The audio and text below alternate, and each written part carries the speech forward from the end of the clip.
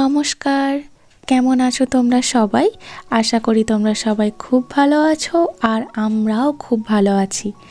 আজকের দিনটি অত্যন্ত গুরুত্বপূর্ণ এবং অত্যন্ত স্পেশাল আমাদের কাছে। তার কারণ আমাদের সেই ছোট্ট আদরের অস্মিকা তার আজকে হাতেখড়ি হবে। আমাকে দেখে তোমরা বুঝতে পারছো আমি আমার বাবার বাড়িতে নেই, আমি শ্বশুর বাড়ি চলে এসেছি।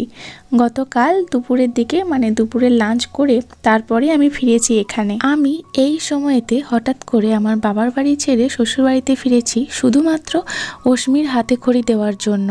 না হলে আমি প্ল্যান করেছিলাম, বা বলা ভালো আমরা সবাই মিলে প্ল্যান করেছিলাম, যেহেতু আমি আমার বাবার বাড়িতে আছি এবং আমার বোনও এসেছে, পুরো ফুল ফ্যামিলি ওই বাড়িতে, তো সেই জন্য ভেবেছিলাম যে হাতেখড়িটা আমার বাবার বাড়িতেই হবে। তারপর অনেক ভাবনা চিন্তা করার পর এবং অনেক ব্রাহ্মণ, অনেক বড়রা বলল যে না, হাতেখড়িটা নিজের বাড়িতে দেওয়াটাই উচিত। তো সেই জন্য, সেই কারণেই আমার শ্বশুর বাড়িতে ফেরা, অনেক কিছু প্ল্যান করেছিলাম আমার বাবার বাড়িতে। বেশি এক্সাইটেড ছিল আমার ভাই এবং আমার বোন। ওরা ঠাকুর নিয়ে আসতো, সাজাতো, অনেক কিছু করতো, কিন্তু কিছু করার নেই। তো সেই জন্য অনেকটা মন খারাপ এবং অনেকটা ভালো লাগা তার সাথেই।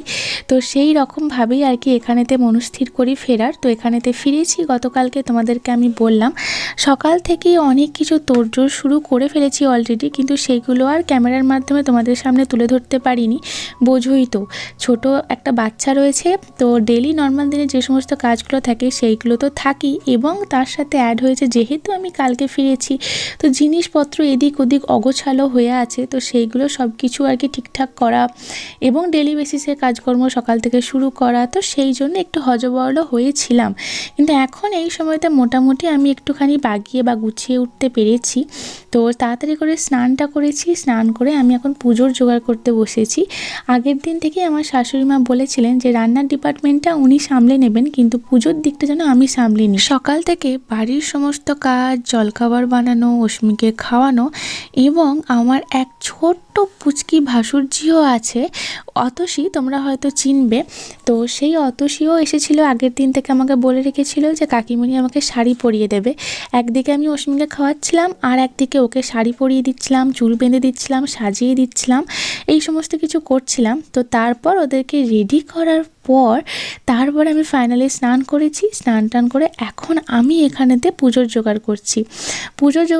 তার মধ্যে একটু রাশ টাইমেও আছি, খুব তাড়াহুড়োর মধ্যেও করছি ব্যাপারটা। তার কারণ আমি যতটুকু জানতাম যে এখানের পুজোর টাইমটা একটু অন্যরকম, যেহেতু আমাদের এখানে মা কালী বিরাজমান, তো সেই জন্য ওনার টাইম অনুযায়ী এখানেতে পুজোটা হয়। কিন্তু এখানেই টুইস্ট, কিন্তুর পর কিন্তু, সেটা হলো যে আগের দিন থেকে নাকি ব্রাহ্মণ যিনি পুজো করবেন তিনি বলে গেছেন যে তিনি সকাল সকাল আসবেন। প্রত্যেক বছর যতটা দেরি হয় অতটা দেরি কিন্তু এই বছর হবে না। কিন্তু এই ইনফরমেশনটা আমার কাছে একদমই ছিল না। তো আমি সেরকম যেমন প্রত্যেক বছর হয়ে আসছে, তো সেই রকমভাবেই ধীরে সুস্থে কাজকর্ম করছিলাম। আর বলতে পারো বিয়ে আমার 5 বছর প্রায় হতে চললো। তো 5 বছরের মধ্যে সরস্বতী পুজোতে এখানেই আমি হয়তো এটা প্রথমবার সরস্বতী পুজো কাটাচ্ছি বা পুজোর জোগাড় এই সমস্ত কিছু করছি। নাহলে সরস্বতী পুজোতে আমি আমার বাবার বাড়িতেই থাকি। তো সেই জন্য এই ব্যাপারগুলো আমার কাছে একটু অজানা ছিল। তো যখন জানতে পারলাম যে ব্রাহ্মণ চলে এসেছে, তো সেই জন্য তাড়াহুড়ো করে পুজোর জোগাড় করছিলাম। তারপরে তো আরেকটা ব্যাপার আছে, মেয়েকে রেডি করানো, কারণ উনি তো আজকে স্পেশাল, ওনারই তো হাতেখড়ি হবে। তো সেই জন্য তাড়াহুড়ো করে শাড়ি আমি আগের দিন থেকেই আগের দিন রাত্রে সব কিছু গুছিয়ে টুছিয়ে রেখেছিলাম। আমি কি পরবো, অস্মি কি পরবে, অবভিয়াসলি আমিও শাড়ি পরবো আর অস্মিকেও শাড়ি পরাবো, সেই রকমই প্ল্যান করেছি। তো স্নান টান করে কোনো রকমের শাড়িটাকে পরে এখনও পর্যন্ত চুল কিছু আঁচড়ানোর সময় পাইনি। আলপনাটা দিতে বসলাম, কারণ আমার শাশুড়ি মা বললেন যে আগে আলপনাটা দিয়ে দাও, কারণ আলপনাটা শোকাতে একটু সময় লাগবে। তোমরা দেখলে আমি সব জায়গায় বাড়িয়ে আলপনা দিলাম, এমনকি আমাদের যেটা তোমরা দেখোনি সেটা হলো যে আমাদের বাড়িতে যেহেতু 3টে রুম, তো সেই 3টে রুমের দরজায় চৌকাঠেতেও আমি আলপনা দিয়েছি। তারপর এই জায়গাটাতেই আমাদের মেনলি আর কি ঠাকুরটা থাকে, যে তাকগুলো দেখছো ওখানেতে ঠাকুর থাকে, আর এই জায়গাটাতে যেখানটা ঠাকুরগুলো তাকগুলো তার নিচেটাতে আমি আলপনা দিলাম। এখানটাতেই চৌকি পেতে আর কি ওই ঠাকুর আর কি বসানো হবে, প্রতিষ্ঠা করা হবে, এখানেই পুজোটা হবে। তো সেজন্য এখানে আলপনাটা একটু বড় করে সুন্দর করে দেওয়ার দেওয়ার চেষ্টা করছি। আর একটু আগে তোমরা দেখলে যে একটা চৌকিতে আমি আলপনা দিলাম, ওটাকে আমি সকালবেলাতে ধুয়ে রেখেছিলাম মানে স্নান করতে যাওয়ার আগে। তো তারপরে সেটা শুকিয়ে গেছে, তারপর সেটাতে আমি আলপনা দিলাম, কারণ ওই চৌকিটার উপরে আর কি আমি ঠাকুরটা পাতবো। চলো, পুরো বাড়িতে আমার আলপনা দেওয়া কমপ্লিট, এবার যাব ফল কাটতে। আমার ইচ্ছা ছিল আমি 5 ফল দিয়ে অষ্টমীর ঠাকুরের আর কি পুজো দেবো, মানে মা সরস্বতীর পুজো দেবো। তো আগের দিন যখন আমি আমার বাবার বাড়ি থেকে ফিরছিলাম, মনে মনে একটু সন্দেহ হচ্ছিল আদৌ কি 5টা ফল জুটবে, বাড়িতে কি থাকবে। আর অষ্টমী যেহেতু ফল খায়, কিন্তু 5 রকম ফল তো বাড়িতে থাকে না, অন্যান্য ফল তো হামেশাই বাড়িতে সবসময়তেই থাকে। তো সেজন্য ভেবেছিলাম যে ঠিক আছে আগে বাড়িতে পৌঁছাই, তো তারপর সকালবেলায় না হয় সব কিছু আর কি জোগাড় করা যাবে, যেহেতু একটু পুজোটা দেরি করে হয়। কিন্তু এখানেতে এসে বা পুজোর জোগাড় করতে গিয়ে দেখলাম একেবারেই উল্টো।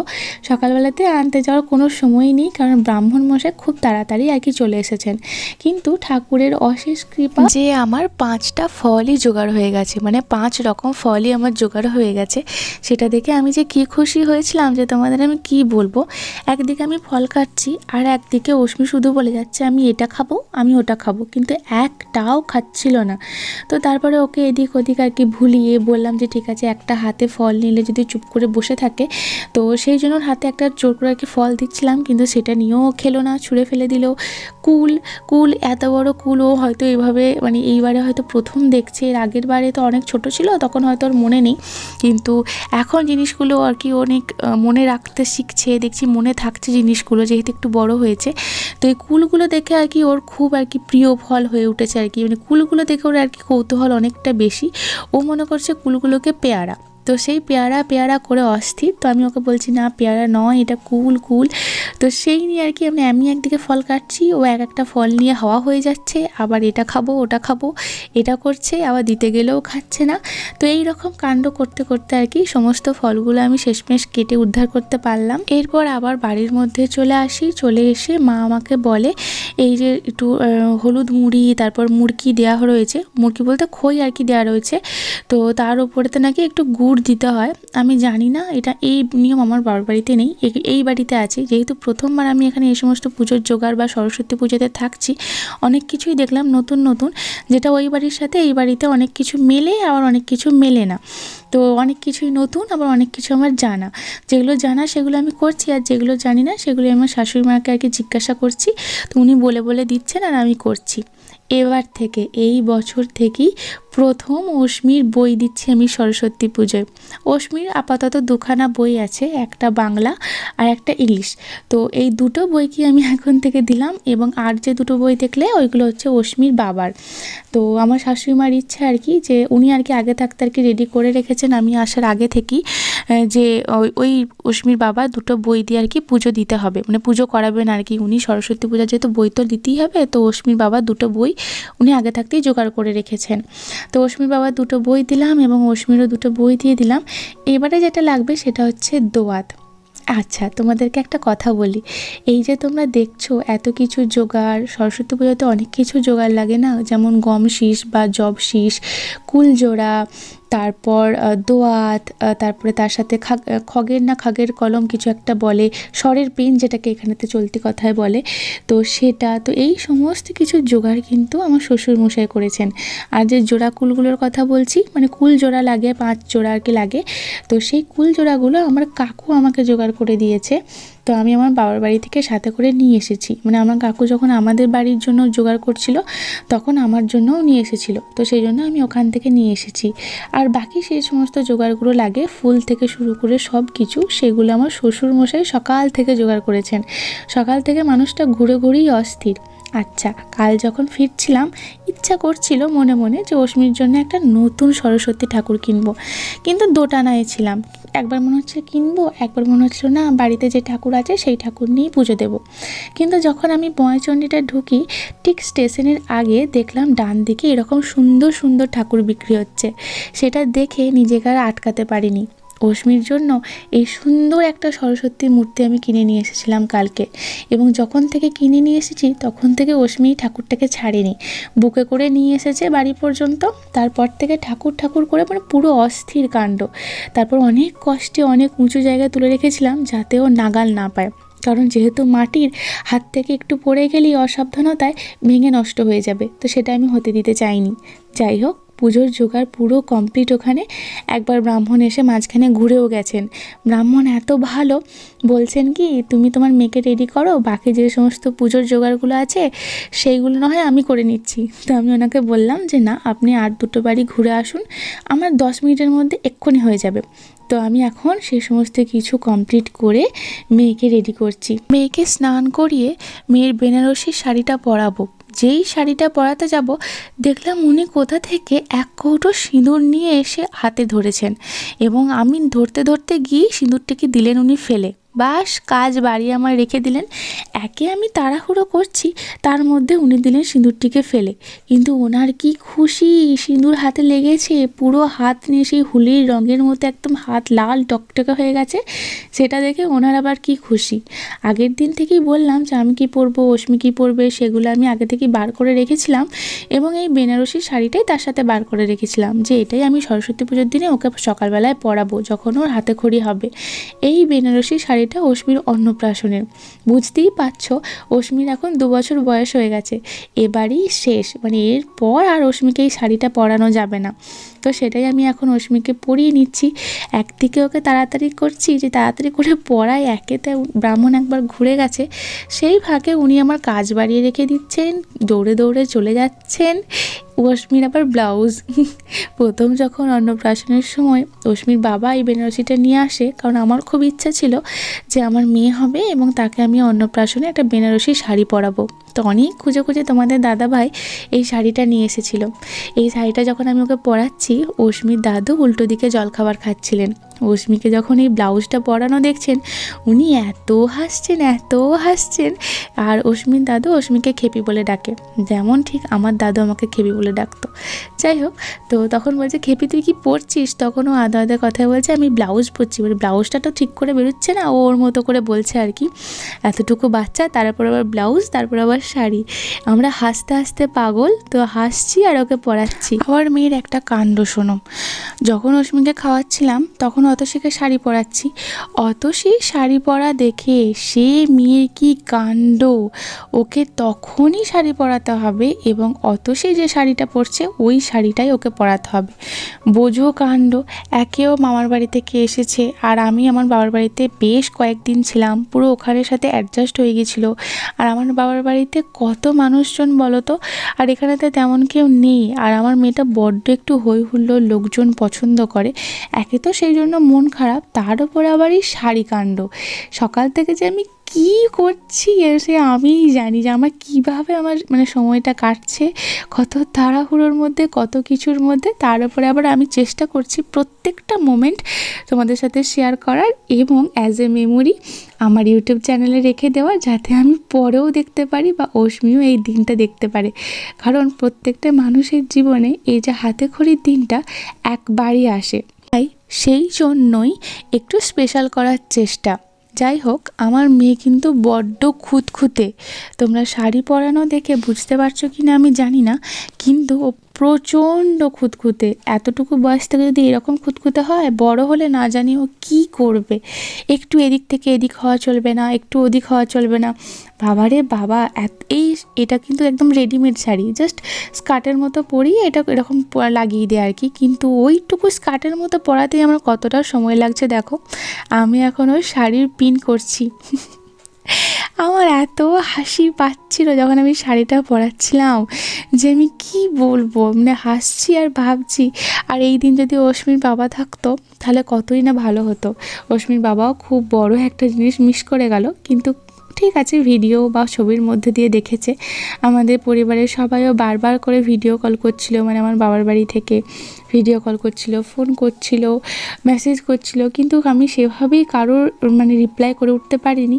কারণ এই তো তোমরা দেখতেই পাচ্ছ কখন আমি কি করব। তো চলো, আমি এখন ওইভাবে প্লিটস করছি, আঁচলটা একটুখানি ভালো করে গুছিয়ে দিচ্ছি। এবারে আমি সেফটি পিনটা আটকাবো।